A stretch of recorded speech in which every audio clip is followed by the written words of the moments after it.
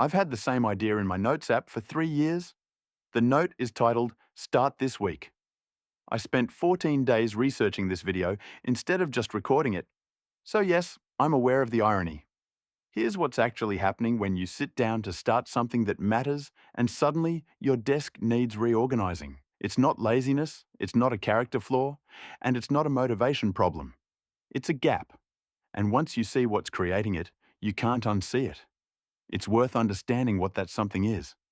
The people with the biggest ideas almost always have the longest lists of things they haven't started yet. That's not a coincidence. It's a pattern, and it runs directly against what most people assume about ambition. Most people think ambition and action travel together. The logic seems obvious.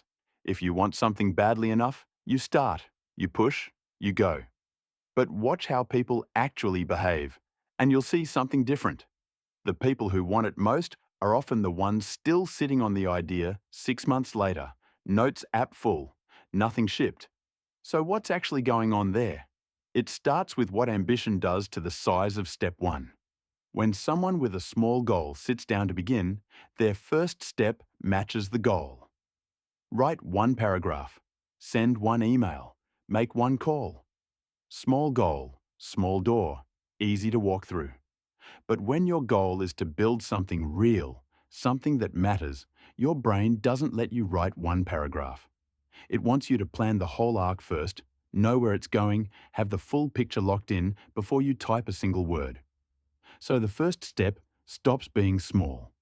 It balloons into something that looks more like the whole project than the first move, and that's where the friction starts compounding.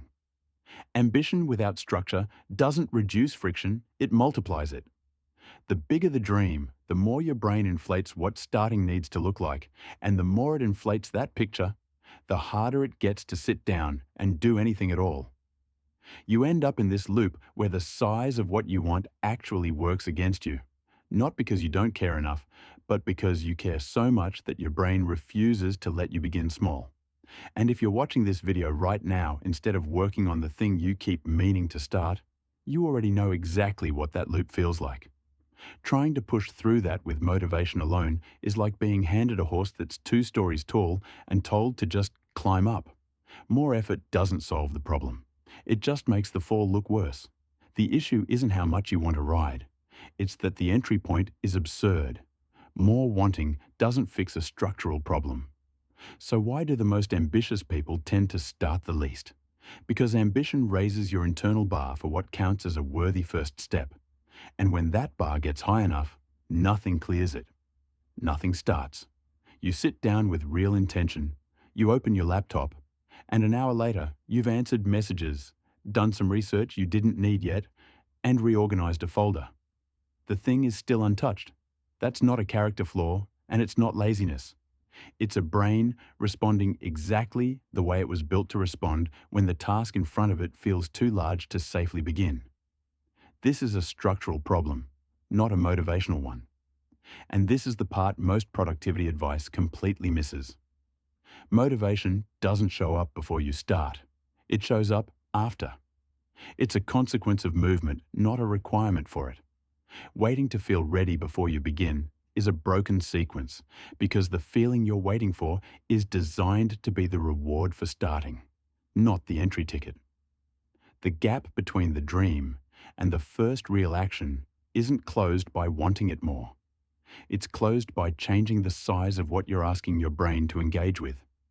And what your brain does when that size feels too large is more specific than most people realize. Avoiding a task isn't passive. When you open another tab or suddenly decide your inbox needs attention, your brain isn't drifting, it's working. It ran a calculation about the cost of what you were about to do, decided the price was too high, and found you a cheaper exit. That exit is usually something small and completable, like a notification or a quick search, because your brain treats completable things as safe and large open-ended things as a threat worth avoiding. Cognitive load is just the mental weight of a task. When a task feels heavy, your brain flags it as costly before you've done a single thing, because it doesn't wait to find out how hard something actually is. Your brain reads the size of the goal. estimates the effort required, and starts scanning for a way out before you've opened the document. The bigger the goal, the faster that exit scan starts, and the more convincing the distraction looks when it shows up. Now layer on the intention-action gap.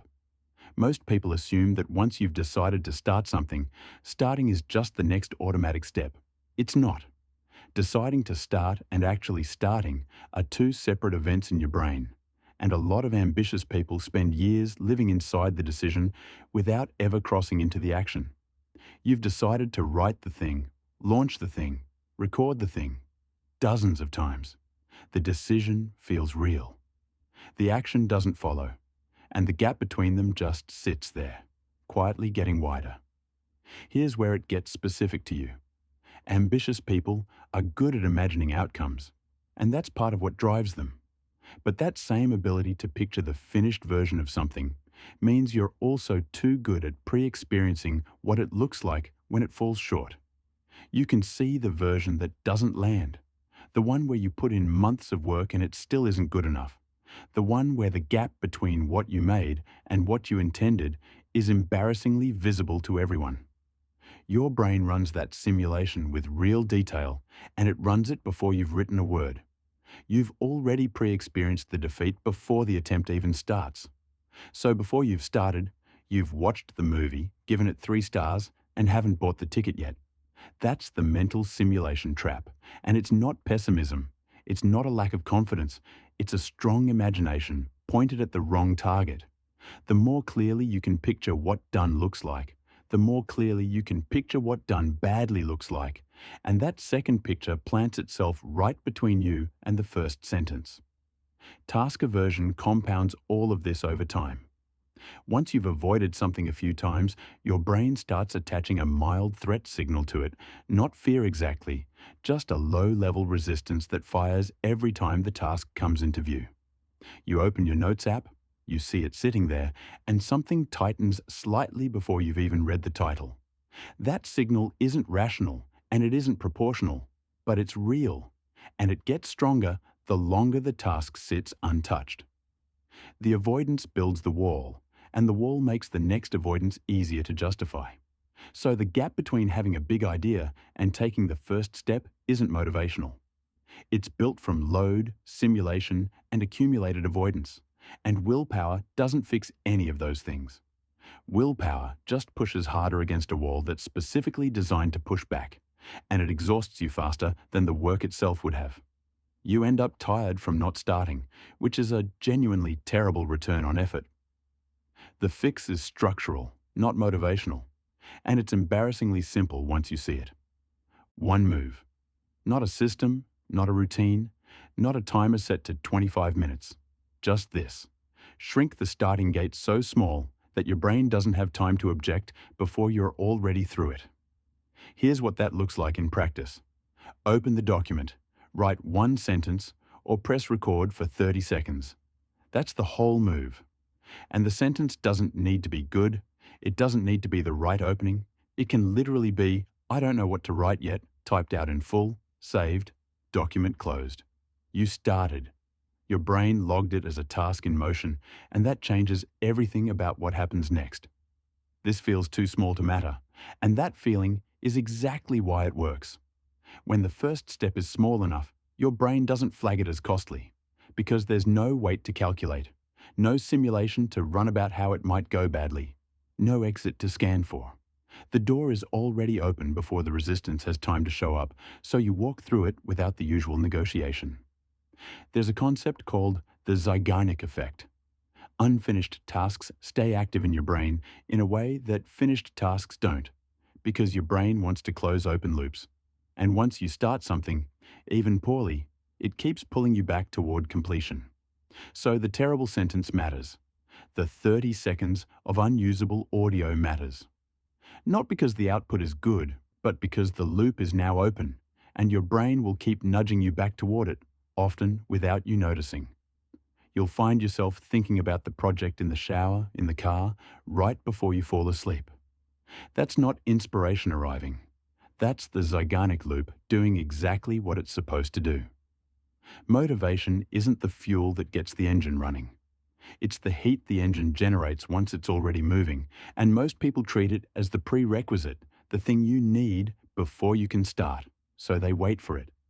They wait for the right energy, the right mood, the right level of readiness. But motivation almost never shows up before you start. It shows up about 30 seconds after you start, once the task is already in motion and the brain has stopped treating it like a threat. You don't wait for it. You build it by starting, and the starting has to be small enough that doing it feels easier than continuing to avoid it. The comedic version of this is worth naming out loud. The one sentence you write might be genuinely terrible. The 30 seconds of recording might be so bad you delete it immediately. The document you open might have exactly one line in it for 3 days. None of that is failure. The Zeigarnik loop is running. The resistance is lower than it was before you started. And the next time you sit down, you're not starting from zero anymore. You're returning to something, and returning is a completely different cognitive experience than starting cold. So the structural fix isn't a mindset shift, and it's not a motivational boost. It's a smaller door, and when the door is small enough, you stop overthinking the entry and just walk through it. And once you're through it, the work itself starts generating the energy you were waiting for before you began. Apply this once today, not to everything sitting on your list, just to the one thing that's been in your notes app the longest. Open it. Write one sentence. Close it if you want. You've started, the loop is open, and what tends to happen next is not what most people expect after years of waiting for the right moment to begin. You're probably not going to fix your whole life today, and that's fine, because fixing the next 20 minutes is worth more than 3 years of a note titled, "Start this week." This video got started. It wasn't perfect. That's the whole point. Before you close this, name out loud what you're about to do instead. Open another tab, watch one more video, check something that doesn't need checking right now. Say it out loud, laugh at it because it's funny and we both know it's coming. Then open the oldest note in your phone. Write one sentence. Small door, real start. Brain does the rest.